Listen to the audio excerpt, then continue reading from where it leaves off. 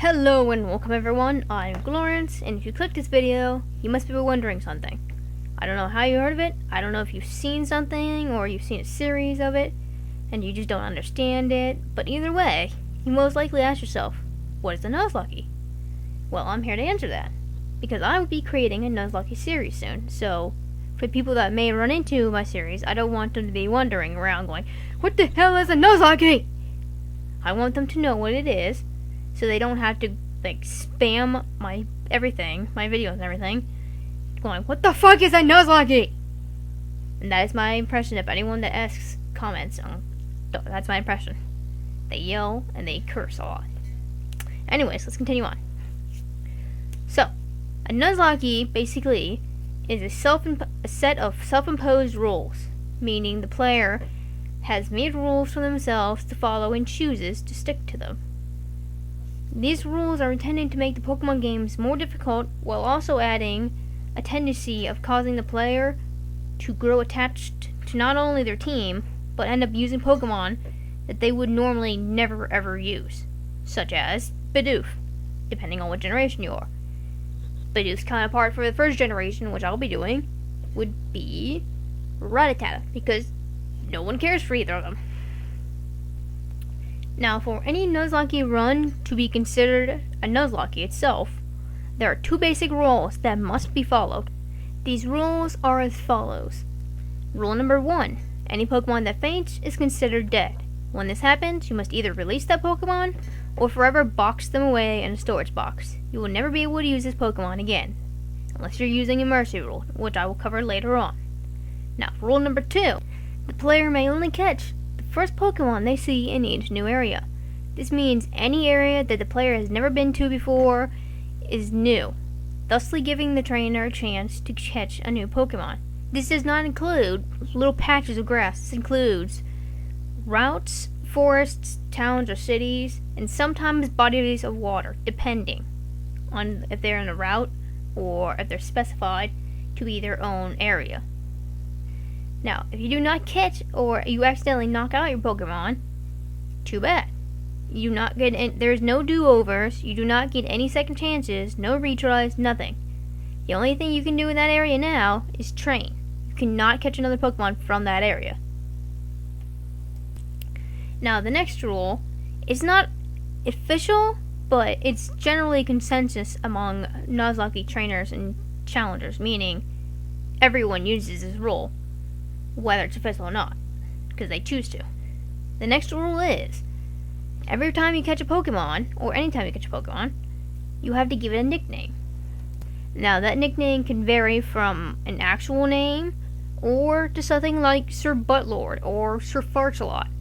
Anything you want to name them, as long as it's a name. This is not an official rule, remember this, so you don't have to nickname your Pokemon.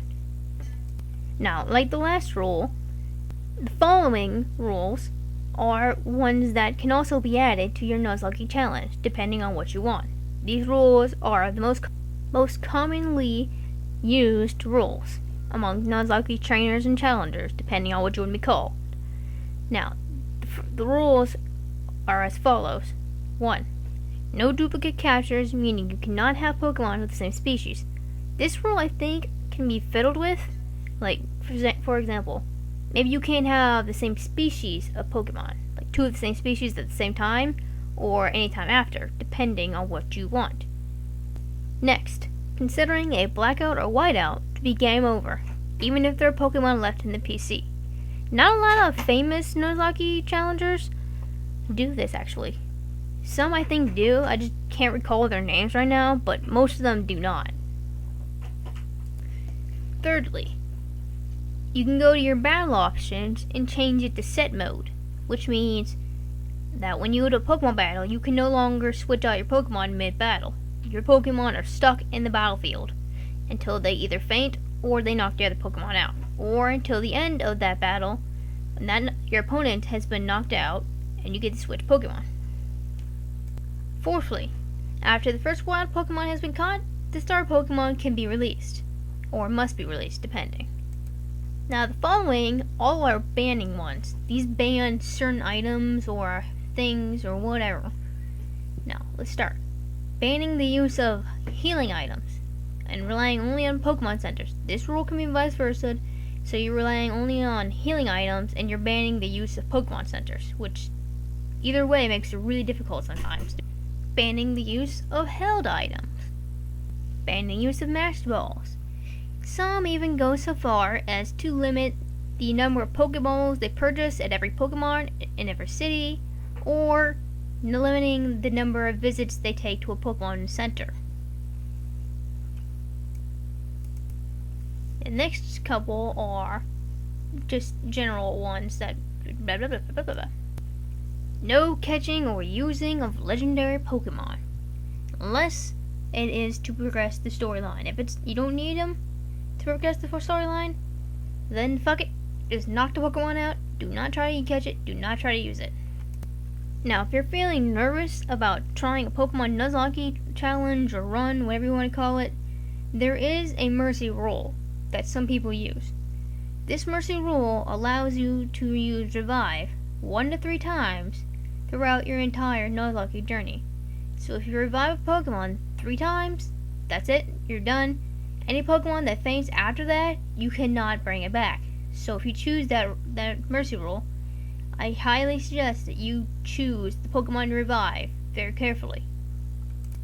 Alright, so now that I've discussed what a Nuzlocke is, and the rules that go for it, and the general rules that aren't really followed sometimes, all depending on what the player wants to do, and what he wants to try, blah blah blah blah blah blah blah blah blah.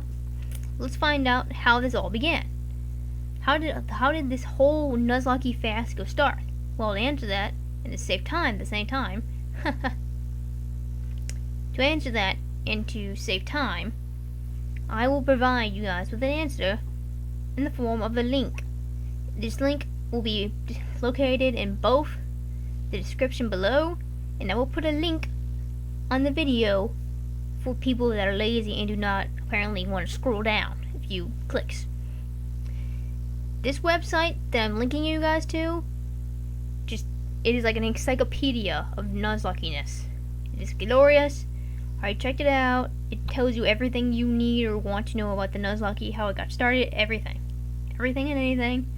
And I think it even has a few famous Nuzlocke challenge series on it. I didn't really check out too much, but I did check out some. Anyways, this site will explain how it all began. Now that I've already showed you the website, or I give you the link to it, whatever, the next thing I will be telling you is the rules for this Nuzlocke challenge that I'm going to be following. Alright? Obviously, for this to count as a Nuzlocke, I had to follow the first 2 rules.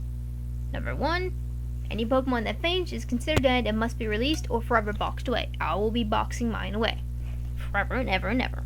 Rule number 2. Rule number 2. The player may only catch the first Pokemon they see in each new area. And the non-official rule number 3. Nicknames for all Pokemon I catch. Now the rest are just rules that I will follow because I want to follow them. I already listed them above, well not above, but previously, when I was explaining the optional rules. The first rule that is optional for this Nuzlocke for me is going to be the blackout whiteout rule, meaning if I black out or white out any time during the series, game over, I screwed up, I lost everything. Rule number 2 of optional rules. Banning the use of Master Balls. Because I don't even like catching legendaries in the first place. It makes me feel bad. Because they're legendary for a reason, and I don't feel like I should catch them. But unless the story requires me to do so, to be able to progress with the story, I will not catch or use legendaries, which is also rule number 3.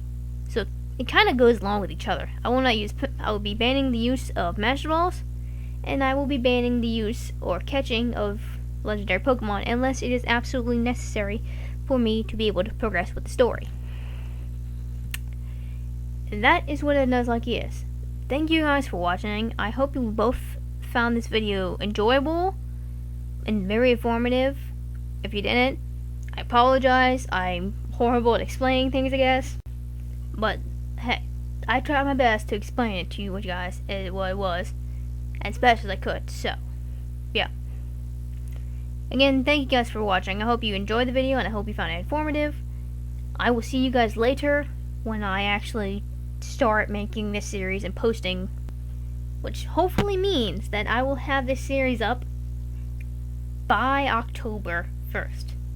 I'm not promising that because, again, this is a really huge project. I have a lot more things to do for this project than I probably should have be going on at the same time. It is very complicated and it is going to take a long time, and each episode itself is going to take a very long time to do. So what I'm going to do is I'm going to build up all 10 episodes, build up at least 10 episodes, and then take a minor break, and then start posting those videos at least once or twice a week. Maybe, depending on what you guys want. If you guys like the series, I will try to work harder, and I will try to post videos faster, make them faster, everything faster. I cannot promise this, however, because everything I have in the story so far is going to require a lot of work. So, if you guys really like the series, I would really appreciate it if you were just